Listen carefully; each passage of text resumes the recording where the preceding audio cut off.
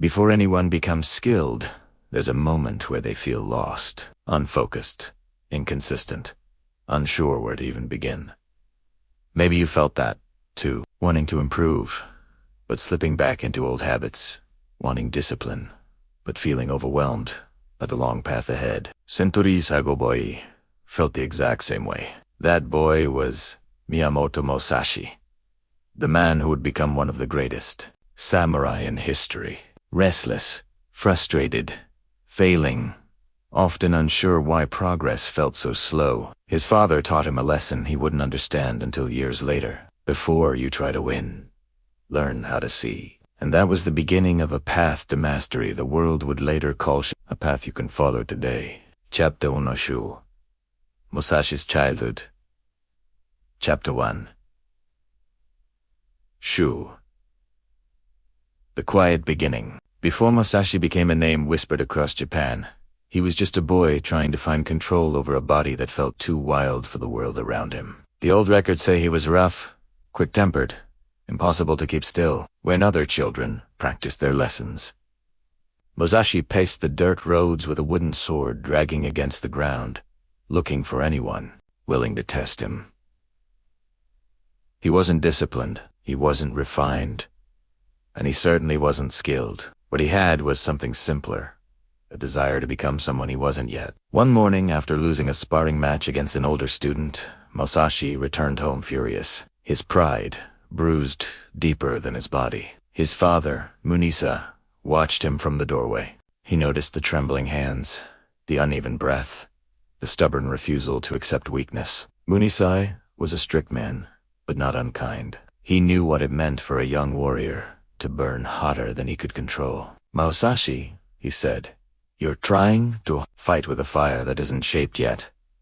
He led his son to the yard where an old tree stump stood buried in the earth. "Strike this," he said, "every day until you learn what strength really is." Musashi looked confused. He expected a lesson in footwork, a new technique, something exciting. Instead, a stump, a dead, unmoving block of wood. "Why this?" he demanded. His father didn't raise his voice. "Because the stump won't move for you.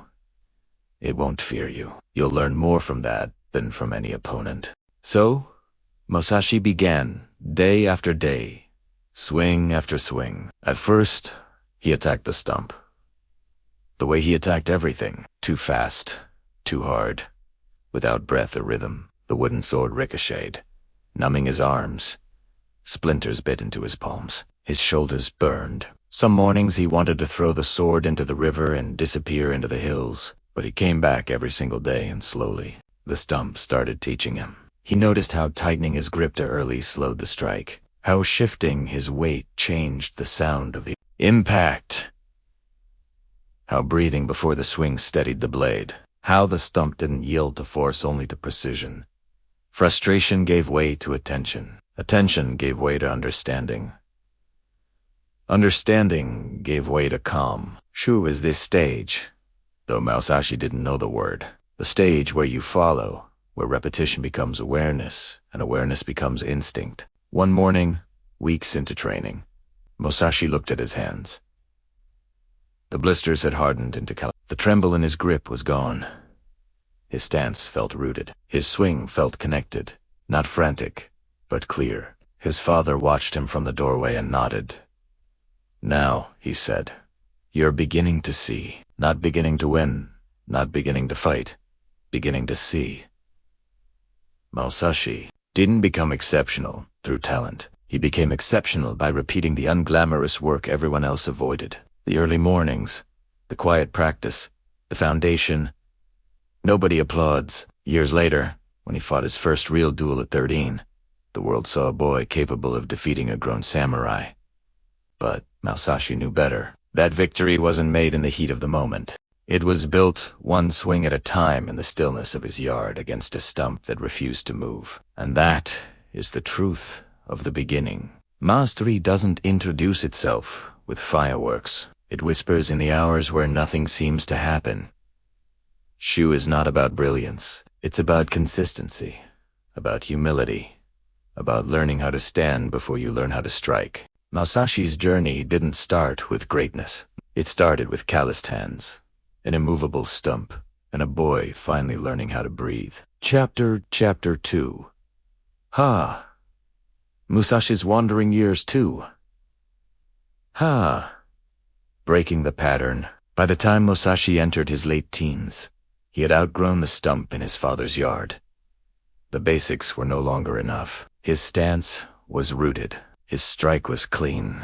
His breath followed the rhythm of his movements. But something inside him felt restless again. The same fire that pushed him into trouble as a boy, now evolving into a deeper hunger. He wanted to understand the sword, not just swing it. He wanted to understand opponents, not just defeat them. He wanted to understand himself. So a left arm. No ceremony, no farewell feast. Just a young man with a wooden sword tucked into his belt and a determination bigger than his village. That departure marked the beginning of Musashi's wandering years. The years when he shifted from learning the form to questioning it. The fights he encountered on the road were nothing like the drills he practiced. Some opponents were reckless. Some were patient. Some used weapons he had never seen. Others fought with fear, desperation, revenge, intentions that had nothing to do with honor. Musashi realized quickly, real combat doesn't care about rules. It doesn't wait for the perfect stance. It doesn't pause for ritual. It doesn't reward tradition. That realization cracked something open inside him. One evening, he arrived at a village ruled by the Oshio clan, a samurai school known for overwhelming newcomers. Students followed rigid katada, perfect lines, perfect synchronization, perfect memorized movements. And yet something bothered him. The forms were beautiful, but fragile, predictable, locked, untouched by real pressure. Musashi asked a student why they trained with such strictness. "This is the correct way," the student said proudly. "Innovation is dangerous." Musashi smiled. "Only if you stop paying attention." When he challenged the school's teacher, the village expected Musashi to lose instantly. But when the duel began, Musashi didn't mirror their stance. He didn't follow their choreography. He stepped off the line. A tiny movement, but unexpected enough to break rhythm. The teacher hesitated for a fraction of a second. Musashi entered that space and ended the duel far faster than anyone expected. The village murmured. Some impressed, some furious. Musashi wasn't trained that way. He didn't follow their path. He broke the pattern. The duel wasn't about winning. It was about understanding something deeper. If you only do what you're taught, you'll only ever beat people who were taught the same things. Musashi began seeking unfamiliar opponents. Spearmen archers, chain and sickle masters, fighters in armor, fighters half drunk, fighters with nothing to lose. Every battle taught him something new. Timing, distance, psychology, exhaustion, fear, deception. He wrote later that you must study the ways of many arts, and during these wandering years, he lived that truth. He learned from carpenters how to judge weight and balance. He learned from monks how to steady his breath in chaos. He observed animals and how instinct overrides hesitation. The breaking stage wasn't rebellion.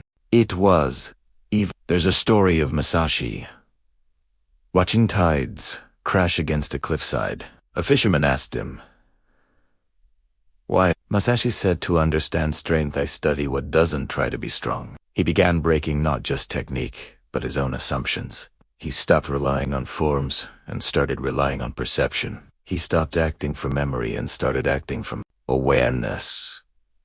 He stopped fighting opponents and started fighting patterns. One of the most famous examples came in his duel with Shishido Bacon, master of the chain and sickle. Most swordsmen froze when the weighted chain began to spin. It was hypnotic, unpredictable, deadly. Tradition said, keep distance. Tradition said, wait for an opening. Musashi ignored tradition. Sun. The chain spun.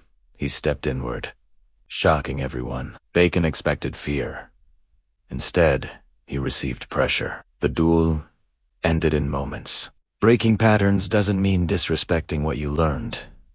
It means outgrowing it. In modern life, this is the stage where people plateau. You learn the basics, then repeat them forever. Progress slows, creativity dies, confidence shrinks. Is the moment you take responsibility for your own growth. It's the moment you stop obeying out of fear. Stop hiding behind routines that once helped you. Stop pretending repetition is progress. It's the moment you say there has to be another way and then prove it. Musashi didn't become legendary because he mastered one style. He became legendary because he refused to stay inside one. He didn't abandon the basics. He expanded them. He didn't reject his teachers. He surpassed them. He didn't break patterns for rebellion. He broke patterns for clarity. Is messy. Is uncomfortable. Is growth. And Musashi walked through the stage with the same stubborn courage he had as a boy. Only now, his fire was shaped, not wild. He was no longer learning to strike. He was learning to understand. Chapter 3. Becoming your own path. Chapter 3. Musashi's path. By the time Musashi entered his 30s, he had already defeated some of the most respected warriors in Japan. He had fought in forests, on river banks, in narrow alleys, on open fields, and even against entire clans. He had slept in temples, barns, roadside inns, and sometimes under the open sky. His life had become a long trail of duels, failures, breakthroughs, observations, and small revelations gathered across years of wandering. And then something unexpected happened. He stopped seeking opponents, not because he feared losing. He knew victory and defeat mattered less than clarity. He stopped because he realized he'd reached a stage no opponent could push him through anymore. Technique had evolved into understanding. Understanding had evolved into insight. Insight had begun turning into something deeper. Expression. This was the beginning of Rei, the stage where form and formlessness meet. There's a quiet story from this period. Musashi was invited to observe a calligraphy master in Kyoto.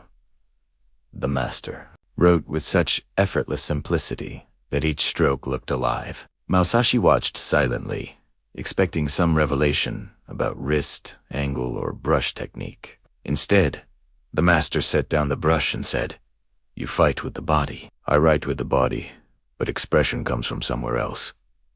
Musashi didn't answer, but something inside him shifted. He wasn't watching technique. He was watching a person who was their craft. Someone beyond rules, beyond imitation, beyond effort. The brush moved because the man moved, and the man moved because the moment moved. This was real. Musashi began exploring this stage in ways no one expected from a swordsman. He painted landscapes and birds. He carved wooden statues. He wrote poems. He sketched animals from memory. These weren't hobbies. They were extensions of the same internal process that shaped his swordsmanship. By mastering many arts, he stopped seeing boundaries between them. To Musashi, the sword, the brush, and the chisel were all of the same path. In duels, this transcendence became even more visible. He no longer relied on practiced footwork or memorized counters. His movements were simple, almost plain. He wasn't faster or stronger. He was present, fully attuned to rhythm, timing, intention, and the shifts in the air around him. When he faced Sasaki Kajiro on Ganu Island, people remember the wooden sword carved from an oar, or the late arrival, or the single decisive strike. But the real victory wasn't in the tactic. It was in the mindset. Musashi stepped onto that beach with nothing to defend and nothing to prove. He fought with the same clarity he painted with. His presence itself was a weapon. That is the essence of You no longer use technique. You are technique. After Kajiro's defeat, Musashi felt no triumph. Witnesses said he walked away in silence, unsatisfied, almost distant. Not because the duel was unworthy, but because he realized the path of the sword had given him everything it could. To grow further, He had to transcend even that. So, he withdrew from the world. He entered Regondo, a quiet cave overlooking the valley, and lived alone with nothing but a few tools, blank scrolls, and the thoughts he carried from decades of wandering. There, in silence, he wrote the Book of 5 Rings, not as a trophy, not as a manual, but as his final attempt to translate a lifetime of motion into a language others could understand. The words he wrote weren't about swordsmanship. They were about perception, timing, rhythm, awareness, state of mind. They were the distilled essence of Re, the understanding that the ultimate technique is clarity and the ultimate path is the one you build yourself. In modern life, reappears when you stop copying and start becoming. When discipline turns into identity. When the habits you forced yourself through as a beginner become the foundation of who you naturally are. When you can express yourself through your craft without hesitation or comparison. RE is the stage where external validation loses power, where creativity returns, where mastery becomes freedom. Conclusion: Musashi didn't reach this stage by chasing greatness. He reached it by surrendering to the path long enough for the path to shape him in return. He followed, he broke, he transcended, and you can do it, too.